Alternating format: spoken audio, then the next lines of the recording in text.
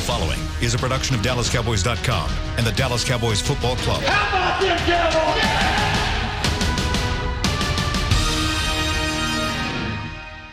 This is Talkin Cowboys.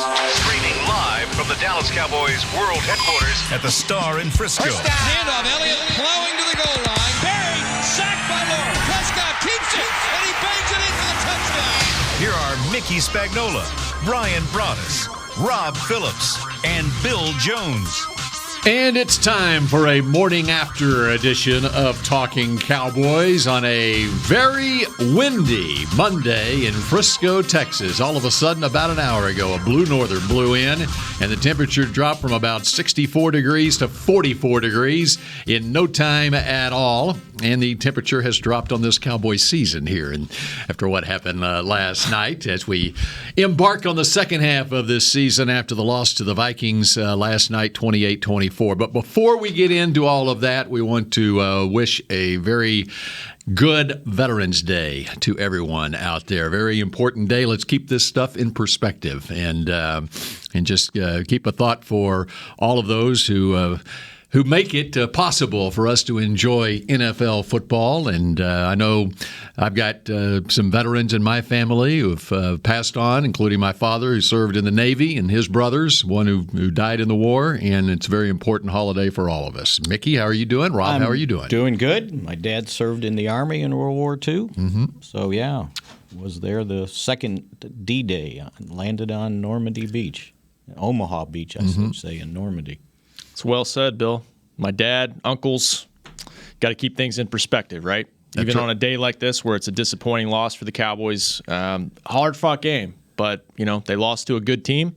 Didn't make enough plays on either side of the ball at the end. Yep, and it came right down to the wire. I know that many of you would like to chime in as well. We'll open up the phone lines here over the course of the next 45 minutes. You can do that at 888-855-2297. But let's start with your takeaways from what happened on Sunday night. Well, where to begin? It's a deep subject. It's very complicated. As I've simplified for my column that should be posted any time now, I thought the biggest takeaway was the Cowboys just basically got out-physicaled, out-muscled in that game, both lines of scrimmage. On offense, couldn't run the ball. Defense, they couldn't stop the run. And when you have problems with those two things, I don't care anything about your Sky War offenses, right? There it is.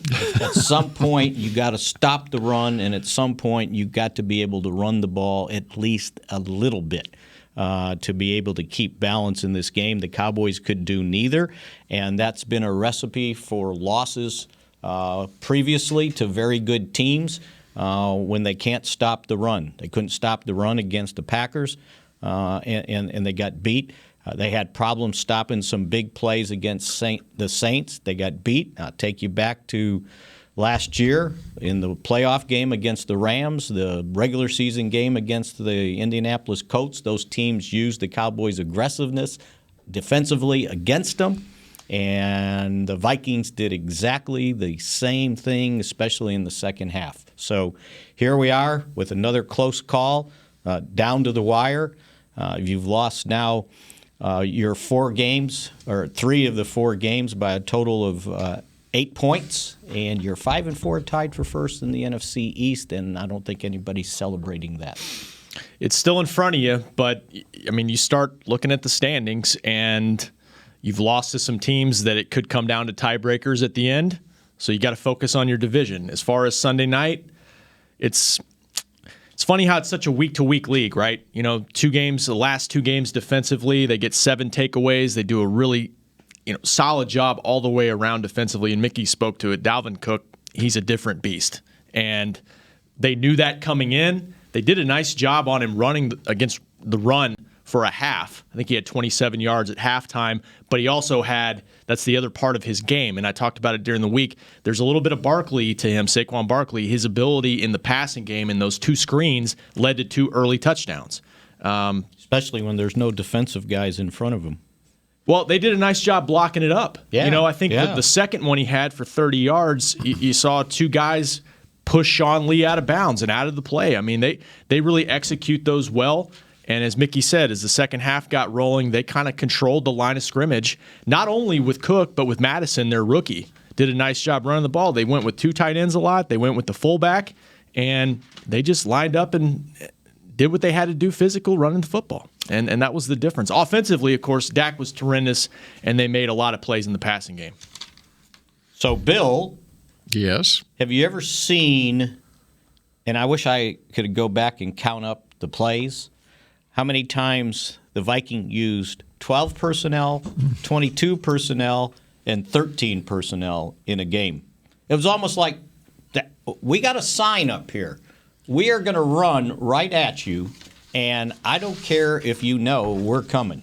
I don't care if we've got two tight ends and a fullback out there with a running back, or if we've got just three tight ends, one wide receiver, and a running back. We are going to run right at you. They made no bones about it. They didn't disguise it. They went old school with C.J. Ham at fullback. Yes. And I don't know what you do. Can you go with 5 defensive linemen and just 3 defensive backs? Because they weren't going to throw it. But none of that is a surprise. It wasn't like they changed what they have done, I assume, throughout the season. I know recently, in fact, last week, C.J. Ham had 22 snaps, and we talked about it last week, that the Cowboys will see more 2 tight end or fullback and a tight end or 3 tight end formations in this game than they've seen all season. Because, even like last week, Rudolph and Herb Smith, they were both, one was on the field for 55 plays, the other 43 plays. Laquan Treadwell was their third receiver, who's only on the field for 20 snaps in the entire game a week ago. And I haven't looked at the snap counts for this week yet, but it shouldn't come as a surprise that was what they were going to do. And that is how they built this team. They already had a second-round draft pick in Dalvin Cook, and they spent a third-round draft pick on Madison this year because they want to emphasize and help out their quarterback, who is prone to mistakes. You have to be able to run the football. Mickey and I talked about that on the walk out at 2 o'clock in the morning, that this isn't Washington for Kirk Cousins. The Cowboys have played him a lot. He'll give you a turnover every now, at least in Washington he did. He's only got 3 picks in this game, or this season. No takeaways for the Cowboys. He did an effective job managing the game, and he got his tight ends involved, especially down in the red zone. It was good, just good balance and good game plan for Minnesota. And not only did they run for 153 yards, but their 3 leading receivers in the game were a running back, a tight end, and a tight end. Those guys counted for 16 passes, 16 receptions. Diggs, he made 1 play in the entire game, and what a play it was, and it was worth 3 points, right? An important 3 points, because if they don't get that field goal at the end of the half, it's a different story on the last full drive the Cowboys had possession in the game. But and by the way, another reason that it was no surprise they would have this game plan is the fact they were playing without their best receiver, Adam Thielen. You look at the box score and you say, okay, there's no Thielen. Diggs is going to get you 3 catches for 49 yards. You taking that? I would take that, but you also don't want 7 catches for 86 by Dalvin Cook. And he's got 8 out of 9 games this year, 100 all-purpose yards plus. The guy he's outstanding. He slipped through tackles. He runs with a head of steam. Explosive at the point of attack. He's the best back they've seen this year in terms of what the production on the field, better than Barkley. Especially the way the Vikings use him. There are times where the Giants don't use Barkley when they should be using him. Now, Barkley only had 1 yard on 13 carries yesterday against the Jets. And by the way, speaking of the Jets, this game right here, it was a terrific matchup. When you sit back and look at it, it was a terrific matchup for a Sunday night marquee, 2 offenses going at each other. All right, one team's got to win, one team's got to lose, okay? And what it underscores more than anything is the ridiculousness of the loss to the Jets. That Jets loss is going to come back and haunt this team, because these games against the Vikings, it's going to go either way. A game against the Saints, it's going to go either way. The game in 2 weeks from now against the Patriots, it can go either way. The result here is disappointing, but it shouldn't shock you. I think we all thought this would be a pretty close contests. That's why you got to take care of business against the teams that the other teams that they have taken care of business against. And so, they should be sitting here 6-3 instead of 5-4 if they would have taken care of business against the Jets. Glad you guys are coming over to my dark side on that point.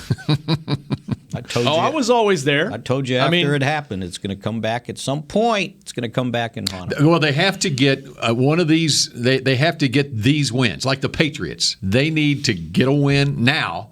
The importance of this Detroit game is just through the roof right now. When you look, you got the Patriots the next week, but they need to steal a win in New England to offset the Jets' loss. No question. And those losses happen. I know it's a division game, but the Saints lose to a 1-7 Falcons team yesterday at home. Yep.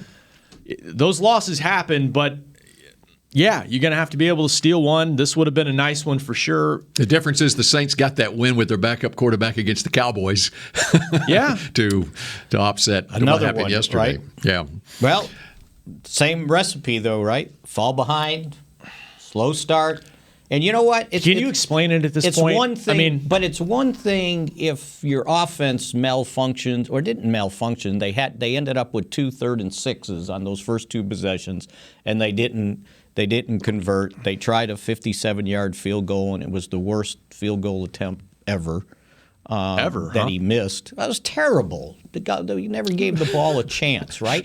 But he missed it by 57 yards. Yeah, no, but it was he didn't hit it. It was like a line duck snort. He didn't get the foot on it. It was a Ken Harrelson duck snort.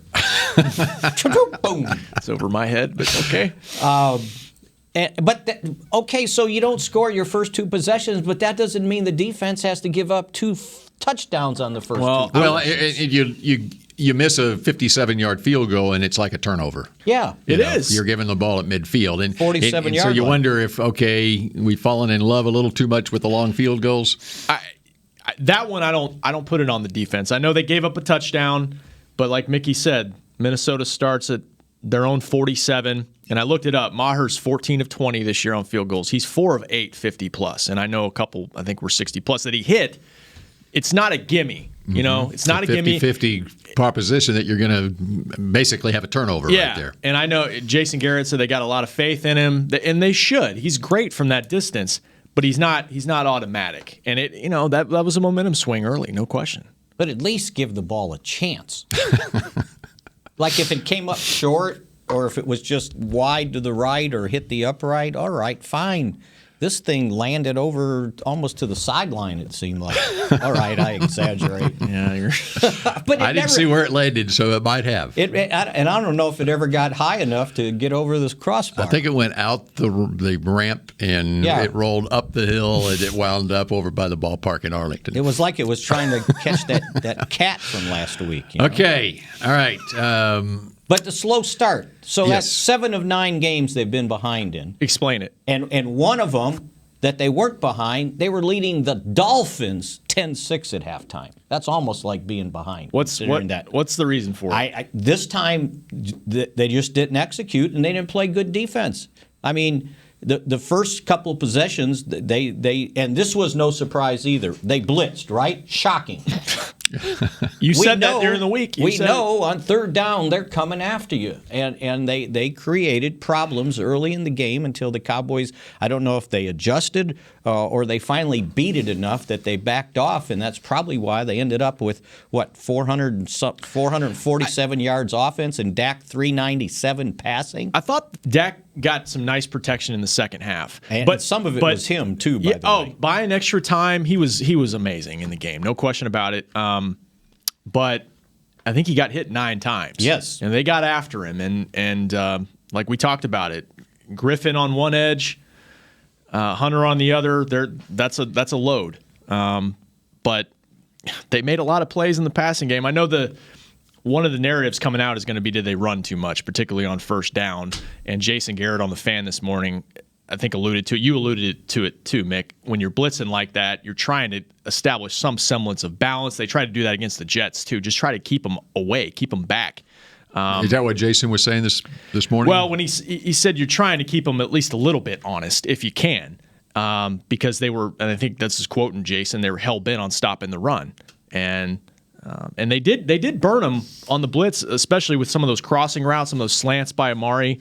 But they really did sell out to stop Zeke and 2.4 yards a carry. And then obviously we can get into that late drive as well. And why don't we do that when we come back here on Talking Cowboys? Let's talk second and third down play calling on that second to last possession for the Cowboys against the Vikings. We're just getting started here on a Monday edition of Talking Cowboys. Essilor is a proud sponsor of the Dallas Cowboys, helping fans see more and do more with our best vision solutions. Our lens technologies reveal a world more beautiful than you can imagine. For a limited time, get the Essilor Next Gen offer. When you buy the latest generation of Transitions lenses with select Essilor lenses, you can choose a second pair of clear lenses for free with qualifying frame purchases. Restrictions apply. Find a participating eye care professional by visiting EssilorUSA.com. Essilor. See more, do more. Ready? Okay. Give me an S. S. Give me an O. O. Give me an S. S. Give me an O. O. What's that spell? So. Are we gonna win? Not if we play like we cheer. Just okay is not okay. Whether it's cheerleaders or your wireless network, AT&T is America's best wireless network. Best network based on GWS 1 score, September 2019. Want to use what the pros use? How about the official men's skincare brand of the Dallas Cowboys, Jack Black? Right now, you can get the Jack Black Starter, a curated collection of Cowboys locker room favorites for just $10 with free shipping. The starter includes 4 Jack Black skincare favorites, plus a full-sized intense therapy lip balm. Go to getjackblack.com/Cowboys and use the code word TEAMJB. That's getjackblack.com/Cowboys. The Jack Black Starter, $10, free shipping. Do you want the most interesting, up-to-the-minute Dallas Cowboys news straight from the Star in Frisco? How about exclusive and on command? That's right, news and nuggets you can't find anywhere else. With our exclusive Cowboys content on Alexa, you can have all the answers, secrets, stories, and more. What's Stephen Jones thinking during a game? What's Joe Looney's favorite pregame meal? We take your questions to Cowboys players and coaches, and you can hear the answers directly back to you. Just say, Alexa, open Dallas Cowboys. I'm Jay Novacek, former tight end for the Dallas Cowboys. Back in the day, I was the guy who always got the tough yards, and that's why I run with John Deere today. In fact, I have a John Deere 3025E tractor that can handle any yard work I need to do, even the tough yards way out back. So if you have 1 acre or 1,000, John Deere has the equipment that's just right for you. Visit a John Deere dealer today and run with us. We are the official tractor provider of your Dallas Cowboys. Back to Talkin' Cowboys. Talking Cowboys continues on a Monday after the loss to the Minnesota Vikings 28-24. And join us at another official Dallas Cowboys watch party presented by AT&T on Sunday, November 24th. Enjoy a festive game day atmosphere on Tostitos Championship Plaza at the Star in Frisco as the Cowboys take on the New England Patriots. Admission and parking are free. Visit thestarinfrisco.com for details. That's got to be a 3:25 kickoff. It is at New England. So no watch party for brunch for the Detroit for the game? Detroit game. Detroit game is noon Central Time, and so apparently no watch party this week because people are still at church at noon. They're just getting out, Mickey, and so that's why they don't do the watch party then, I guess. Okay. Has nothing to do with the opponent. Did that hurt the attendance at Texas Stadium when they were playing all those noon games? Yes, it did. Yeah, supposedly. It was a late arriving crowd. It was, always was. Fortunately, we don't have very many noon kickoffs anymore. But, it's Sunday, November 24th, a week from Sunday, Cowboys and the Patriots. And by the way, the Lions, it'll be very interesting to monitor this week whether Matthew Stafford will be playing for the Lions after he did not play yesterday, and Jeff Driscoll was the starting quarterback as the Lions lost to the Chicago Bears. All right, let's dive into the second to last possession for the Cowboys against the Vikings. They matriculate their way all the way down the field. Started with a terrific pass from Dak to Randall Cobb to get out of a hole, and they're moving it down the field, and then they get down to a 2nd and 2 at the 12-yard line or so, and 2 straight run plays. What'd you think with those 2 calls? Go ahead, Mick. I was okay, I would say, with the first one because it was 2 yards, right? The second one, Zeke said it was supposed to be an RPO, but it didn't matter what they had called on that because the defensive lineman blew up the play. And the Cowboys had to do a better job of blocking on that play. It's basically third and goal at the 11. And what happened? Well, it was 3rd and 2. Third and 2. I'm sorry. I put a goal there. 3rd and 2 at the 11. And Odin Agbo. Good enough. It's pretty close. Yeah. As a matter of fact, that's what the pronunciation thing says, too. Okay. Does it really? Yeah. Okay. It's wrong, too. Connor Williams gets a right shoulder on him. He cut to the inside, and I can't tell what he was supposed to do because he kind of got him, and then he went to the second level. So to me, there was not going to be a pass play because if he had pulled the ball back, he was downfield already.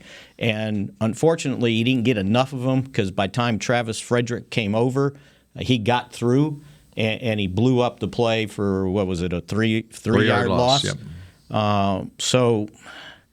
But here's what I go back to. So how about the third to the last possession? You got 1st and goal at the 6-yard line. You run Zeke for nothing, or 1 yard. Where they get a field goal? Yeah. And then what did you do the next 2 plays, by the way? Tried to throw, and Stephen Weatherly comes in and blows the play up, and you got to throw the ball away out of bounds to save from getting a sack. All right? And on 3rd down, what did they do? Threw the ball again. Over the middle to Jason Witten in the end zone, and Kendricks runs into him. He gets knocked down. The ball goes incomplete. I had Harrison Smith, but good enough. Keep going. Keep going. And go back and look at it, by the way. And then you got to kick a field goal. So you left 4 points on the field on a 1st and goal at the 6. You threw the ball twice, and it didn't work. Next time you ran the ball twice and it didn't work. So which is at fault? Because those 4 points you left on the field that first time cost you the game. Yeah, they went 1 for 3 in the red zone and missed a field goal. You know, that's pretty much the difference in the game right there. The second to last drive you referenced, Bill. I mean, on the RPO, the defense is going to dictate basically what you got to do there. Amari Cooper was asked about it. You know, second. He said 2nd and 2. It's Zeke. You know, we're going to run the ball with Zeke. It's Zeke Elliott. Yeah, I had no problem with the 2nd and 2 run of Zeke. And you're trying. I mean, am I wrong that you're trying not to leave? You think you haven't scored yet. That factors in. But got a little greedy. You think you're going to score, or you're confident you can score, but you don't want to leave too much time on the clock. See Green Bay playoff game, January 2017. But they didn't get there, and you also want to keep your timeouts. Yeah, that too. But you know, Zeke gets stopped there. I think his longest rush in the game was 6 yards. I mean, they did it like Mickey said. They did a good job at the point of attack with the Vikings defensive line. And the stat from David Moore, I guess you looked it up yourself as well. I think it was Bob Thomas. Was it Bob Thomas not getting first downs? Well, actually, rushing? it's in the. I was surprised. It's in the record portion of the media guide. Okay. 3rd time in franchise history they did not run for a first down in a game. I mean, that tells you everything you need to know about their struggles to get balance in this game. You want me to tell you how bad that is? How bad is that?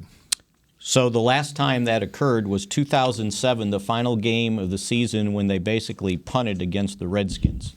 Remember, they pulled everybody out. They already had their record, I think, of what it was going to be, if I remember correctly. No rushing first downs. And the last time before that it happened? 1964. 1970, November 11th, 50 seasons ago to the day. 1970. I think it would be 49 seasons. No, it's 50. Seasons. Okay. Long time ago. Seasons, but not years. Yeah, okay. I got you. Long time. I got you. So that's how rare what you saw yesterday was. 50. 50 seasons, not years. Okay, let's go. That's like this is the 60th season. My reaction on the 3rd and 2 run was, what are they doing? Yeah. So the 2nd and 2, I had no problem running it. The 3rd and 2, I was like, whoa, what is that? Yeah, and then you get to 4th down, and it's to Zeke out wide. It looked like he might have had Cobb on that play, but I think he had Cobb on that It looked play. like he had a step, but obviously you're rushed in that decision. You got to make one quickly. He gave up looking to the right. He looked to the right initially to see what they did with Cooper, and they had a guy over the top of Cooper, and they ran somebody underneath him, so the slant wasn't there, and he quickly came off of it, and he focused on Zeke, and Cobb was breaking over the middle. Looked like he was open, but he never saw him. All right, let's go to Scott in Jersey. You're first up here on Talking Cowboys. Hello, Scott. Hey, guys. Good morning. Tough game last night. The Cowboys are right there, and I hate to harp on it, but the coaching last night was terrible on both sides of the ball. We just can't adjust. How do you go for a 50-yard field goal, 54-yard field goal when your first drive stalls out? You got to punt that ball. You got to play defense. You don't know Cook's going to run through you. But then again, if there's a 54-yard field goal again, he doesn't go for it. He punts it. And not throwing the flag on Witten in the end zone, I know you guys even say it's 11% chance of it overturning. But that was probably, if anyone's going to get overturned, that one's going to get overturned. And one other thing is with the coaching, when they're down late in the game, you don't kick that field goal. You got to go for the touchdown, and then maybe later on with another drive, you can do a 54-yard field goal, which would be totally acceptable. But the coaching in all aspects last night was just broken down. They don't adjust. They just don't adjust. I appreciate you taking my call, and still a Cowboy fan for the rest of my life. And let's go get him beat up Detroit next week. It's hard to be a fan. It is. You win a couple games in a row, you think like you're building momentum. All right, let me throw you a crazy thing out there. And there's no way a coach would ever do this. But once it got down on that second to last possession.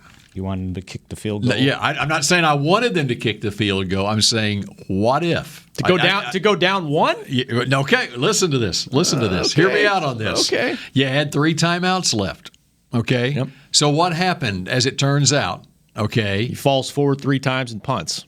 Minnesota punted, and you got the ball back. Well, and that's another question on the punt return, Tavon. That wasn't the fair catch. Jason Garrett was asked about that, by the way. He said they told him if you don't feel like you've got a good opportunity to go north and south, you make the decision. And he judged it. Tavon did and said, well, let's not waste time on the clock and let's just fair catch it. Okay, but as crazy as this sounds, I know what you're saying. You got 3 timeouts left, and with whatever Minnesota called timeout with 42 seconds left on before the 4th and 5 play, you kick the field goal and you make it a 1-point game.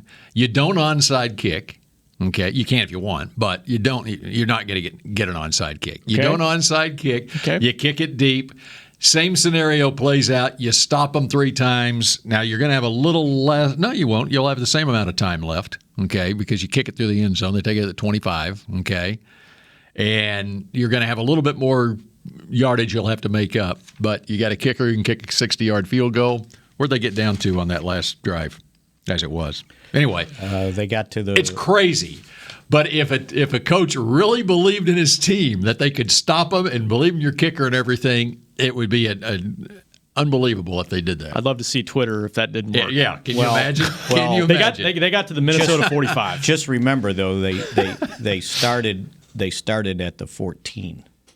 Right. So there's 10-yard difference there, and they ended up, but they didn't even try. Right. All they wanted to do was soak the clock and because they knew get the timeouts out of the because Cowboys. they knew that the Cowboys needed a touchdown. Right. Also, so their approach offensively would be different, especially on third down, being up just 1, knowing the Cowboys had a kicker who can kick a 63-yarder. You're not just automatically running the ball into the line of scrimmage. That's right. That's why you can't play that game. But it's a nice thought. That thought crossed my mind. That how but crazy had you would scored, that at be? least they were going to get the ball at the 25, right? And then when they punted, you're not catching the punt at the. What did they catch it at the 46? Okay, so, he could have gained easily 10 yards before he went out of bounds on the left sideline. But the time would have that gone would have off. taken, instead of 17 seconds, you probably would have had 12. What'd you think about? Well, and then you don't have to. He didn't have to go out of bounds. No, he didn't. I understand, but he would have, right. because that's where he was headed. That's where the opening was. But again, to me, it was in his mind that he was calling a fair catch because he didn't even look to see where everybody was. He was already. And what did you his say hand. Jason said about it? Well, they He told said him they told him, if you yeah. don't see an opportunity north Okay. and south, So- don't waste any time. And so it sounded like Tavon kind of made that decision. He did have a green light that he could do it if he saw the opportunity. Yeah. It wasn't like they just told him flat out, fair catch it. Veteran punt returner, they left it up to him. I think, did Jason not say in hindsight maybe you do that a little differently? Yeah, Yeah. because he probably could have gained 10 yards, but it would have taken 5 seconds. So But now but you running a got 12 play would seconds. take the 5 seconds too. Right. So I mean, Well, they ended up getting 4 plays out of it, right? right. Yeah. They didn't go for the Hail Mary early. They tried, this is what they do before the half sometimes with Witten or Jarwin. They try to get those quick outs and just get out of bounds and give yourself a little closer. Should have fooled him and tried the Hail Mary twice. Well, see if you got a little bit closer there, then you can try that Hail Mary Did you twice. see what maybe. Zimmer's response was? The other problem on the Hail Mary twice is it takes longer to run that play than a 10-yard and out. it can get intercepted. It can get intercepted. The too. thing I thought about was like, and Nick did too. It's like, and I doubt this is the case, but are you worried about a penalty, blocking the back or something? Just don't do anything that's going to compromise our field position here. Just fair catch it, and then let's start from there. But I guess think that wasn't the case. The other part of that was he wasn't going to have any blockers because they all rushed. So they probably wouldn't have committed a penalty if you just told them rush and stand there. So it was I mean, he could have caught it and got some more yards, but it would have burned some clock. So. Well, and they're what they geared were up. scared of it, he would have done one of his whirlish derby type things and try to run this way and run that way, and the next thing you know, there's 5 seconds left in the game. Yeah. And he might have done that. Whirling too, dervish. I think it was a whirlish derby. Whirlish derby? A whirlish derby. Okay. I kind of transposed the ish. It's okay. All right. You knew what I meant. Speaking of transposing, Mickey's got his read coming up next here on Talkin' Cowboys.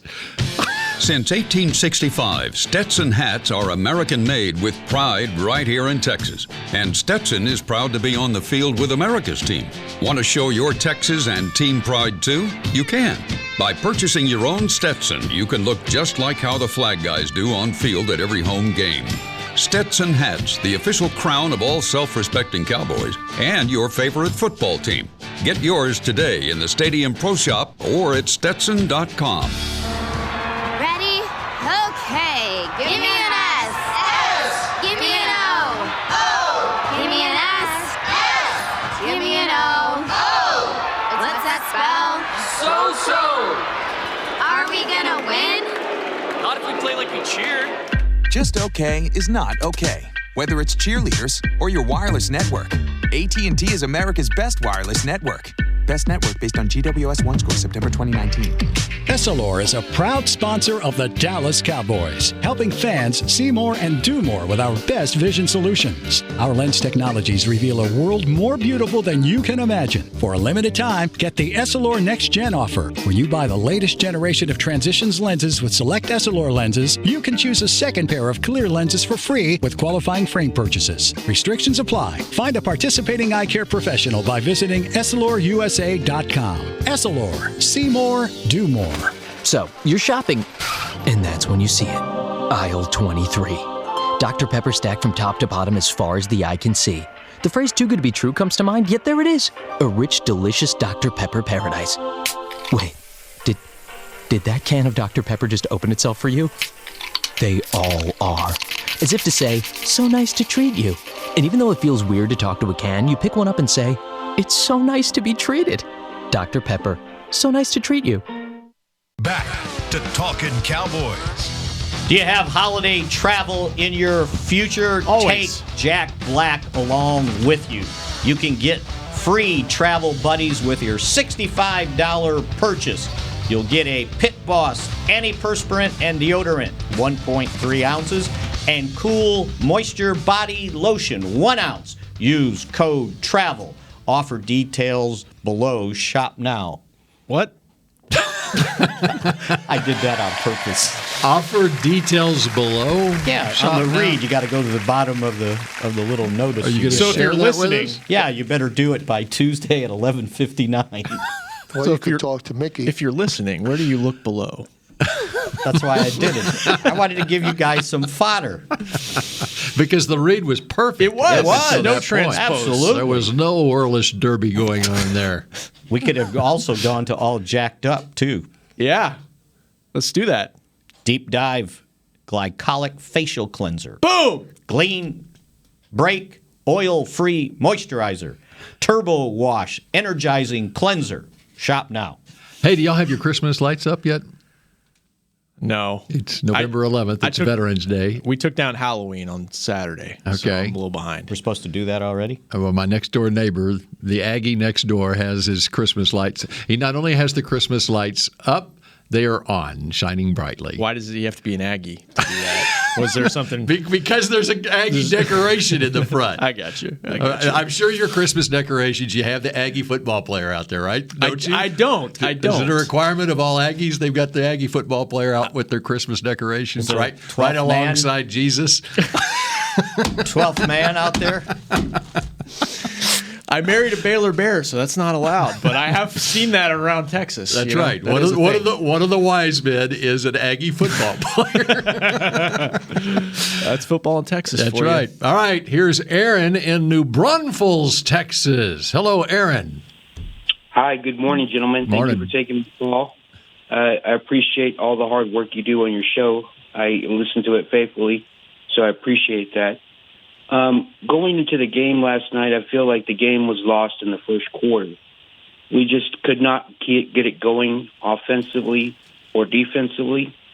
And I'm wondering why the coaching staff has this hubris or attitude that we're going to do what we're going to do, and it's going to be that way, and that's it.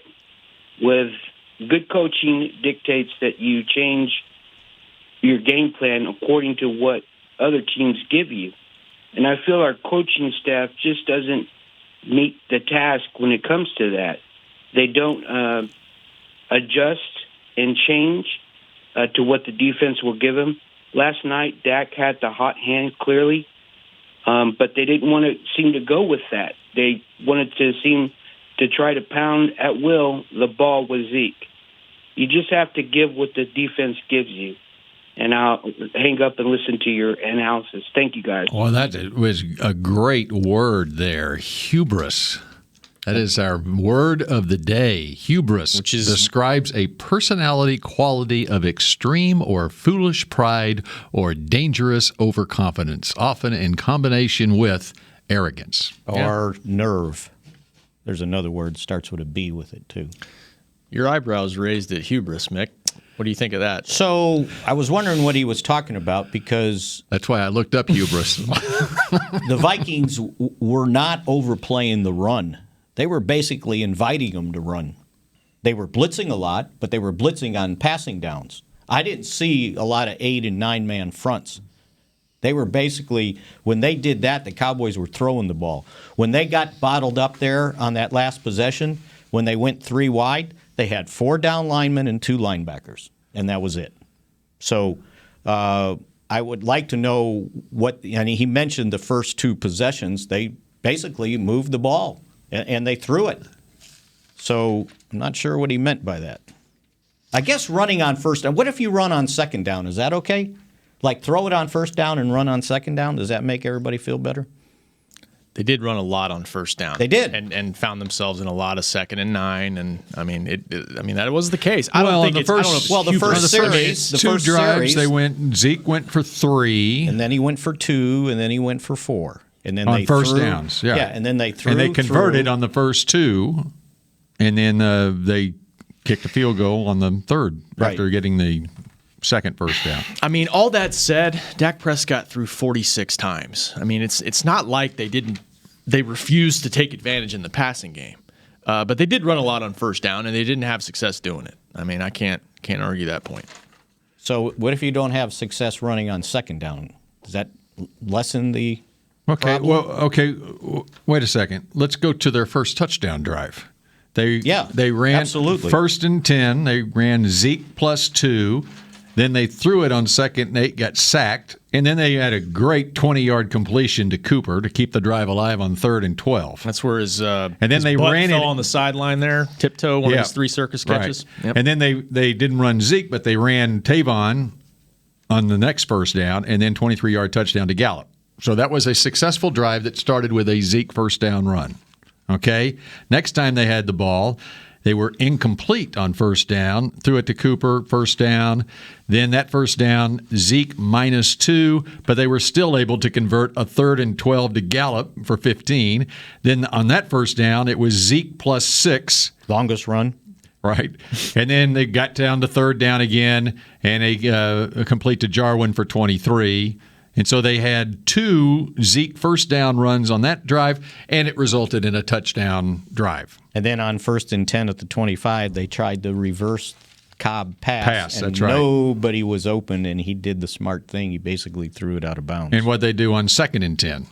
They gave it to Zeke +3, and then on 3rd and 7, touchdown pass to Cobb. Okay, so it didn't just severely limit what you can do. They scored touchdowns on those drives. So it's not every time they give it to Zeke and they don't have success on the drives.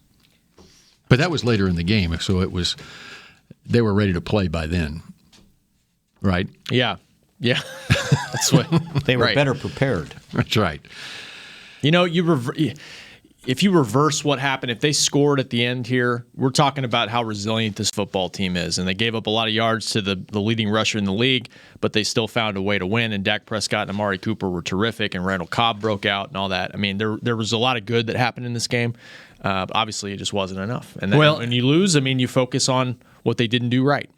And one of the biggest issues in the game was they had the ball one time in the 3rd quarter. Yeah.